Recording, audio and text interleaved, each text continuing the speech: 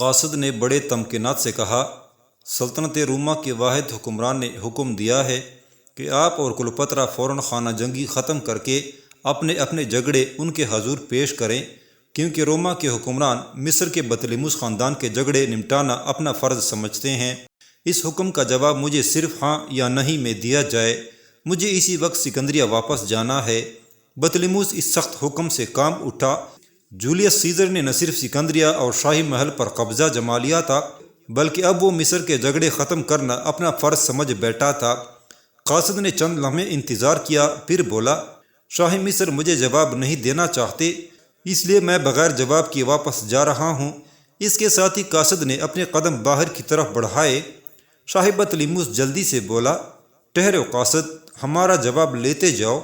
قاصد چند قدم چلا تھا، وہ الٹے پیروں واپس آ گیا۔ شاہ نے کہا، رومۃ القبریٰ کے حکمران سے ہماری طرف سے عرض کرنا کہ شاہ مصر بہت جلد اس کی خدمت میں تشریف لا رہے ہیں۔ پھر سانس لے کر اس نے کہا، تم آج رات ہمارے مہمان کی حیثیت سے یہاں رہو، صبح ہوتی ہی سکندریہ روانہ ہو جانا۔ شکریہ شاہ مصر، قاصد نے روح کے پن سے کہا، مگر مجھے رومی حکمران کا حکم ہے کہ وہاں ایک لمحہ نہ ٹھہرو اور حکم دے کر فوراً واپس آ جاؤ۔ مجھے اجازت عطا فرمائی جائے۔ شاہ بطلیموس کو مجبوراً قاصد کو اجازت دینا پڑی۔ قاصد کے جانے کے بعد شاہ بطلیموس نے ایک ٹھنڈی سانس لی اور کہا، اس وقت مجھے اپنے استاد تھیوڈوٹس بہت یاد آ رہے ہیں، وہ ہوتے تو ہمیں کوئی صحیح مشورہ ضرور دیتے۔ وزیر اعظم پوتینس جل گیا، سر جھکا کے بولا، آپ فکر نہ کیجیے شاہ معظم، خادم اپنی جان قربان کرنے پر آمادہ ہے۔ میں آپ کے ساتھ سکندریہ چلوں گا، دیکھوں گا سیزر کے کیا ارادے ہیں۔ شاہ بطلیموس اس قدر افسردہ ہو رہا تھا کہ اس نے پوتینس کی بات کا کوئی جواب نہ دیا۔ شاہ بطلیموس کے لیے سیزر کا حکم ماننے کے سوا اور کوئی چارہ نہ تھا۔ سکندریہ کے جانے کے دو راستے اس کے لیے کھلے تھے، مگر 150 میل کا گھوڑے کا سفر تکلیف دہ ہونے کے علاوہ خطرے سے بھی خالی نہ تھا۔ کلوپترا کا لشکر قریب ہی پڑاؤ ڈالے پڑا تھا، اس کی طرف سے تعاقب کا بھی خطرہ تھا۔ آخر شاہ بطلیموس نے بحری سفر کو ترجیح دی اور دوسرے دن دوپہر کے وقت وزیر اعظم کو ساتھ لے کر ایک تیز رفتار اور محفوظ کشتی کے ذریعے سکندریہ روانہ ہوا۔ راستے میں کوئی خاص بات پیش نہ آئی، بحر روم بالکل پرسکون تھا۔ تیز رفتار کشتی نے انہیں بغیر کسی پریشانی کے دارالسلطنت سکندریہ میں شاہی محل کی سیڑھیوں پر اتار دیا۔ شاہ بطلیموس کی کیا بدقسمتی تھی کہ کل تک وہ اس محل کا مالک تھا، غلام، کنیزے اور عمال حکومت اس کے آگے پیچھے باغے باغے پھرتے تھے، مگر آج وہ اپنی ہی محل کی سیڑھیاں اپنے وزیر اعظم کے ساتھ طے کر رہا تھا اور اسے کوئی یہ پوچھنے والا نہ تھا کہ تم کون ہو اور یہاں کیا لینے آئے ہو۔ شاہ کا خیال تھا کہ اگر جولیس سیزر کا دل صاف ہے تو وہ سیڑھیوں پر نہ صحیح محل کے دروازے پر ضرور اس کا استقبال کرے گا، مگر جب محل کے دروازے پر پہنچا تو وہاں سیزر کے رومی پہرے داروں کے علاوہ کوئی مصری موجود نہ تھا۔ شاہ کا دل ڈوبنے لگا اور اس کے وزیر اعظم کی ساری شان دھری رہ گئی۔ شاہ چند لمحے محل کے صدر دروازے کے سامنے کھڑا حسرت بری نگاہوں سے ادھر ادھر دیکھتا رہا کہ شاید اسے دیکھے اور پہچانے، لیکن کسی نے اس کی طرف توجہ نہ دی۔ ذرا دیر بعد صدر دروازے کا چھوٹا دروازہ کھلا اور اس میں سے ایک آدمی برآمد ہوا۔ آنے والا شاید محافظ دستے کا سوار تھا۔ اس نے شاہ کے قریب پہنچ کر بغیر سلام کیے کہا، اگر آپ بطلیموس چار دہم ہیں تو آپ کے لیے فرمان روائی سلطنت روما کا حکم ہے کہ باہر کھڑے نہ ہوں بلکہ اندر چلے آئیے۔ شاہ نے پوتینس کی طرف دیکھا، اس نے چلنے کا اشارہ کیا اور دونوں آگے پیچھے محل میں داخل ہوئے۔ لانے والے نے انہیں ایک بڑے کمرے کے سامنے روکتے ہوئے کہا، ذرا انتظار فرمائیے، ابھی آپ کو اندر بلایا جائے گا۔ ذرا دیر بعد ایک کنیز کمرے سے نکل کے آئی اور ان سے کہا، آپ کو فرمان روائی سلطنت روما نے شرف ملاقات بخشا ہے، تشریف لائیے۔ اپنے ہی محل میں ایک کنیز کی رہنمائی میں داخل ہونا شاہ بطلیموس اور اس کے وزیر اعظم کو ضرور عجیب سا لگا ہوگا، لیکن اب یہ ان کی مجبوری تھی۔ ان کا محل نہ تھا بلکہ ایک محتسب کی عدالت تھی جہاں انہیں ملزموں کی طرح پیش ہونا تھا۔ جس کمرے میں انہیں طلب کیا گیا تھا وہ دراصل محل کے دربار حال کے برابر ایک مختصر حال تھا جہاں شاہ بطلیموس بوقت ضرورت اپنے کسی خاص مہمان سے ذاتی گفتگو کیا کرتا تھا۔ اس وقت حال کا فرنیچر تبدیل کر دیا گیا تھا۔ سامنے کی طرف شاہ بطلیموس کی زرنگار نشست پر ایک 51-52 سال کا باروب شخص بیٹا آنے والوں کو تیز نظروں سے دیکھ رہا تھا۔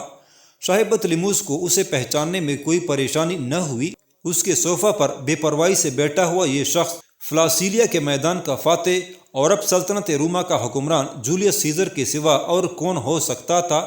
شاہی صوفے کے گرد کئی قیمتی نشستیں بھی تھیں جن پر معزز مہمان بٹھائے جاتے تھے، مگر جولیس سیزر نے شاہ بطلیموس کو ایک معمولی کرسی پر بیٹھنے کے لیے کہا۔ شاہ بطلیموس کے شاید آنسو چلک آئے تھے۔ اس نے ایک آہ بھر کے دل پر ہاتھ رکھا اور خاموشی سے کرسی پر بیٹھ گیا۔ پوتینس کو بیٹھنے کے لیے نہیں کہا گیا تھا، اس لیے وہ کھڑا رہا۔ جولیس سیزر نے خود گفتگو کا آغاز کیا۔ اس نے شاہ بطلیموس کو دیکھتے ہوئے کہا، تم شاہ مصر بطلیموس 13 کے بیٹے ہو؟ جی، شاہ بطلیموس 14 نے مختصر سا جواب دیا۔ جولیس سیزر نے کہنا شروع کیا، ہم نے تمہیں اس لیے طلب کیا ہے کہ سلطنت روما کے مختار کل کی حیثیت سے تمہارے اور کلوپترا کے درمیان بادشاہت کا فیصلہ کرنا ہمارا قانونی اور اخلاقی فرض ہے۔ جب تمہارا باپ بطلیموس 13 تخت نشین ہوا تو سلطنت روما نے اس کے سامنے تمہارے دادا کا ایک وصیت نامہ پیش کیا جس میں اس نے لکھا تھا کہ اس کے مرنے کے بعد مصر کی حاکم اعلیٰ سلطنت جمہوریت روما ہوگی۔ تمہارا باپ ایک بد خصلت اور حقیر انسان تھا۔ وہ پورے ملک میں بانسری بجانے والے کے نام سے مشہور تھا۔ محل کی کنیزوں کے ساتھ خوشفیلیاں کرنا اور شراب پینا اس کا کام تھا۔ رات کو وہ گھنٹوں بانسری بجایا کرتا تھا۔ البتہ ایسے انسان کو مصر کی بادشاہت کیسی دی جا سکتی تھی، لیکن اسے سہارا دینے اور بادشاہ بنانے میں صرف ایک شخص نے کامیاب کیا اور اس کے لرزتے قدموں کو تخت مصر پر جمائے رکھا۔ اے بطلیموس 13 کے بیٹے، ادھر دیکھ، ہم تمہیں بتاتے ہیں کہ تمہارے باپ کو سلطنت مصر کی بادشاہت دلانے اور اسے تخت و تاج سنبھالنے کے لیے جس شخص نے تمام تر کوشش کی، وہ شخص ہم اور صرف ہم، یعنی اس وقت سلطنت روما کے واحد مختار کل جنرل جولیس سیزر ہیں۔ آج سے 8 سال پہلے تمہارا باپ مصر کی فرمان روائی حق مانگنے کے لیے روم گیا تھا۔ وہاں اس نے ہر سینیٹر کے دروازے پر دستک دی اور مصر کی حکمرانی کی بھیک مانگی، مگر کوئی اس کی مدد نہ کر سکا۔ اس وقت صرف ہم تمہارے باپ کے کام آئے۔ ہم نے سینٹ میں ایک انتہائی پر اثر تقریر کی اور تمہارے باپ کو مصر کی حکمرانی کا پروانہ دلا دیا۔ اس طرح تمہارا باپ جو مایوس ہو چکا تھا، ہماری کوشش سے مصر کا بادشاہ بن گیا۔ تمہارے باپ کو ٹوکنے کھانے کا کافی تجربہ حاصل ہوا تھا، اس لیے اس نے اپنی اولاد کو خانہ جنگی سے محفوظ کرنے کے لیے ایک وصیت نامہ لکھ کے روم کے خزانے میں جنرل پومپی کے ذریعے داخل کیا تھا اور مرحوم جنرل سے درخواست کی تھی کہ اس کے مرنے کے بعد وہ بذات خود اس وصیت نامے پر عمل درآمد کرائے۔ سلطنت روما کے اقتدار اعلیٰ کی جماعت یعنی ارباب ثلاثہ کا میں بھی ایک ممبر تھا، اور یہ وصیت نامہ میری نظر سے گزرا ہے۔ اس میں درج ہے کہ تمہارے باپ کے مرنے کے بعد اس کی بڑی بیٹی یعنی تمہاری بہن کلوپترا اور بڑا بیٹا یعنی کہ تم مشترکہ طور پر مصر کے تاج و تخت کے وارث بنو گے۔ اب چونکہ سلطنت روما کا میں حکمران ہوں اور اس لیے سکندریہ میں چند دن کے لیے ٹھہرا ہوں کہ تم دونوں کے جھگڑے کا فیصلہ کروں، اس کے بعد روم چلا جاؤں۔ جولیس سیزر کے آخری جملوں سے شاہ بطلیموس اور اس کے خواجہ سرا وزیر اعظم پوتینس کو کچھ اطمینان ہوا، کیونکہ سیزر نے صاف الفاظ میں کہا تھا کہ وہ جھگڑا ختم کرانے کے بعد روم واپس چلا جائے گا۔ چنانچہ انہوں نے ایک دوسرے کو کن عکیوں سے دیکھا اور سر جھکا لیا۔ جولیس سیزر نے چند لمحے خاموش رہنے کے بعد سوال کیا، اب ہم اپنی ذمہ داری محسوس کرتے ہوئے تم سے سوال کرتے ہیں کہ آخر تمہارے اور کلوپترا کے درمیان کون سے ایسے اختلافات ہیں کہ تم دونوں مشترکہ طور پر مصر کی حکومت کو نہیں سنبھال سکتے اور ایک دوسرے کے خلاف صف آرا ہو؟ شاہ بطلیموس کے بجائے اس کے وزیر نے جواب دیا، اے سلطنت روما کے عظیم حکمران، یوں تو ہمارے درمیان چھوٹے چھوٹے کئی اختلافات ہیں، لیکن سب سے بڑا… جولیس سیزر نے اس کی بات کاٹ دی اور بطلیموس سے کہا، ہمارے سوال کا جواب اگر تم دو تو زیادہ بہتر ہوگا۔ شاہ بطلیموس نے کہا، اے روما کے عظیم حکمران، میرے وزیر اعظم کی ہر بات اور ہر عمل میری ہی طرف سے ہوتا ہے، اس لیے ان کے جواب کو میرا جواب سمجھا جائے۔ جولیس سیزر نے گور کے پوتینس کو دیکھا اور اسے بولنے کا اشارہ کیا۔ وزیر اعظم پوتینس نے فوراً بولنا شروع کر دیا، اے سلطنت روما کے عظیم حکمران، چھوٹے اعتراضات سے قطع نظر ہمارا شہزادی سے سب سے بڑا اختلاف اس بات پر ہے کہ وہ اس وصیت نامے کی پابندی کرنے سے انکاری ہے جس کا آپ نے ذکر کیا ہے۔ سیزر نے حیران نظروں سے وزیر اعظم کو دیکھا۔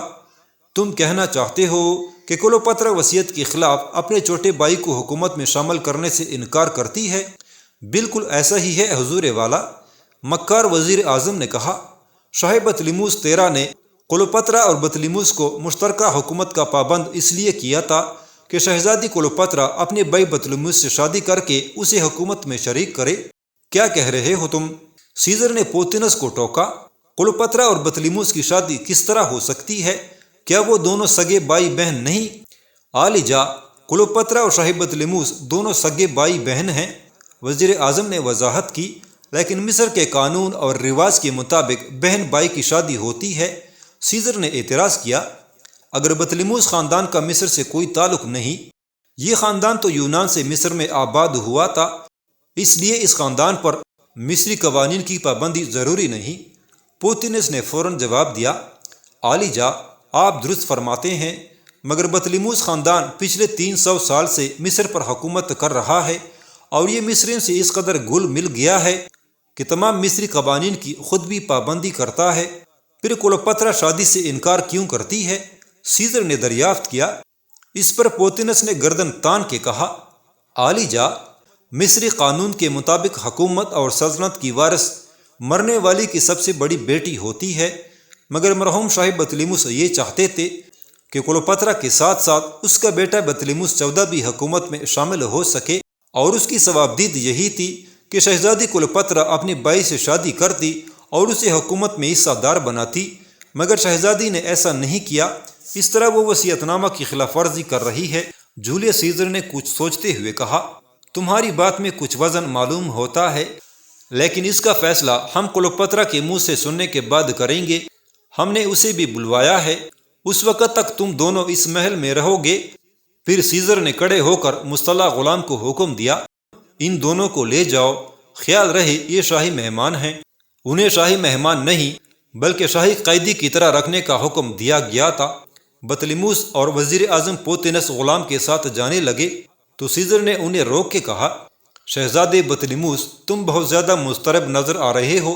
ہم تمہیں یقین دلاتے ہیں کہ ہمارا مصر پر قبضہ کرنے کا کوئی ارادہ نہیں۔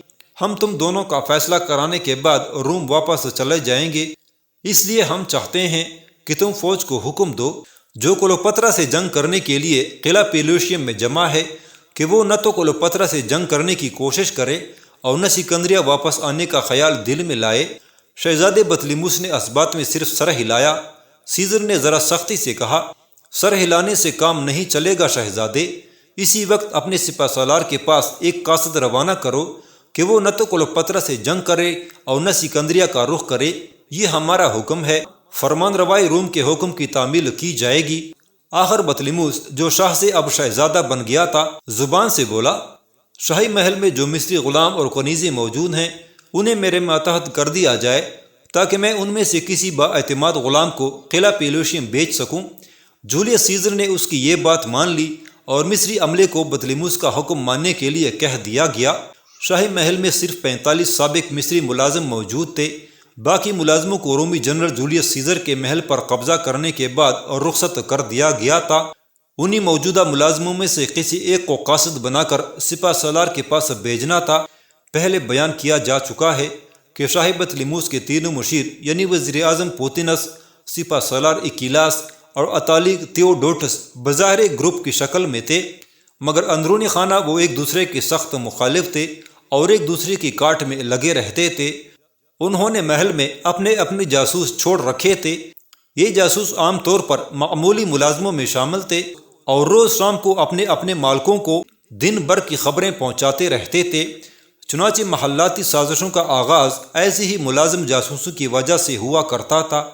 شاہ بطلیموس نے ان ملازموں میں سے ایک کو اپنا قاصد بنا کر قلعہ پیلوشیم روانہ کیا اور اسے اچھی طرح سمجھا دیا کہ سپہ سالار کو تاکید کرے کہ وہ دارالسلطنت اسکندریہ آنے کا خیال بھی اپنے دل میں نہ لائے، کیونکہ شاہی محل پر قابض جولیس سیزر صرف کچھ دن مصر میں رہ کر روم واپس چلا جائے گا، اس لیے اسے بگاڑنے یا چھیڑنے کی کوئی ضرورت نہیں۔